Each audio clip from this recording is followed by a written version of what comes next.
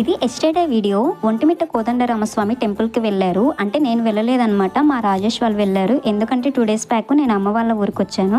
So మా రాజేష్ వాళ్ళు అలా వీడియో తీసి పంపించారనమాట, యూట్యూబ్లో పోస్ట్ చేసుకోమని. అండ్ ఒంటిమిట్ట రాముల వారి కళ్యాణం అంటే చాలా ఫేమస్ కదా. మఠం నుంచి అయ్యప్ప సేవా సమితి ద్వారా ఇక్కడైతే ఎవ్రీ ఇయర్ రాముల వారి కళ్యాణం రోజు అన్నదానం అయితే చేపిస్తారు.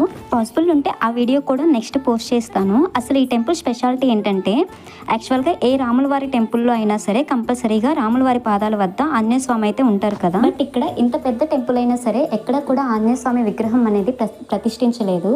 అండ్ సీతారామ లక్ష్మణులు కూడా ఓన్లీ ఒకే రాతి మీద అయితే కనిపిస్తారు.